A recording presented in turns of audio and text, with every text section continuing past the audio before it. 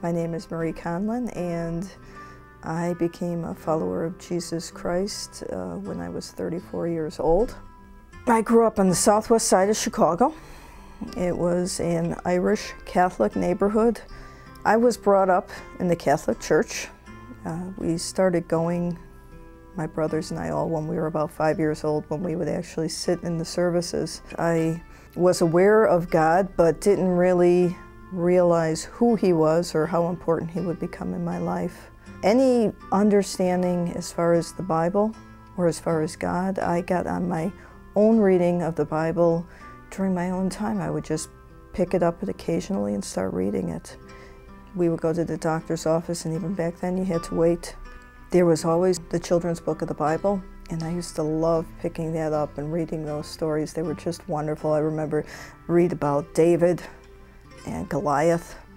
When I was in grammar school, I started smoking and followed by drinking. And then when I started high school, got involved in drugs. I enjoyed what I was doing. I enjoyed going out with my friends, staying out all hours of the night. Any chance I could get to get high, to get drunk, was just what I enjoyed doing. I loved the feeling. For me, it was how I could be happy, because I didn't know how else to find it. To me, that was true happiness. So as I got older and realized there had to be something else, but I didn't know what it was.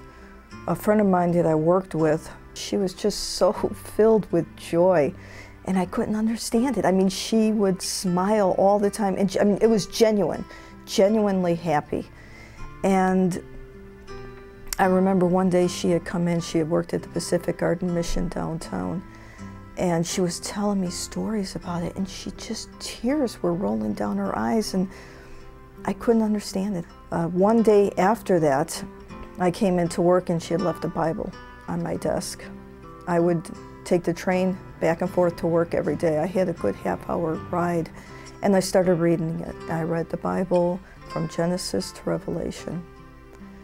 And I saw my name in every spot that it's not supposed to be. And I just made a conscious choice, though, at the time to say, no, I wasn't ready. But at that same time, the Lord wasn't ready to let go either, and He continued to pursue me. And He pursued me for about 2 years until I finally was at the point of saying, okay, Lord, I will give you my life. And I knelt down and I prayed. I don't even know what I prayed at this point, but I know that as soon as I was done, I expected to be struck by lightning. And it didn't happen.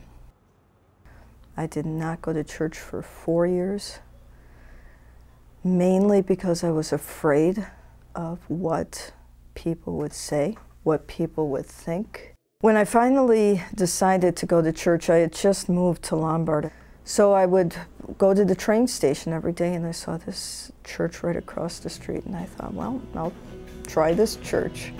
The first year, I didn't talk to anybody. I pretty much sat in the back. I would come in right before the service started, and as soon as the service ended, I would duck out the door. I was too afraid to really talk with anyone.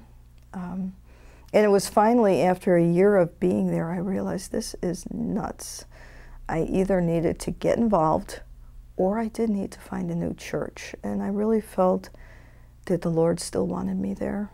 And I did. I started to go to prayer meeting. I started to go to any of the women's events that was there. Anything I could sign up for, I did. And I just started to slowly meet people. I look at my life when it was years ago, and I don't even know who that person was anymore. That person has been gone for a long time. I look back now and just how wonderful it was that the Lord doesn't let us go. He pursues us. And that's the best thing that can happen, if only we just let go and give ourselves to Him.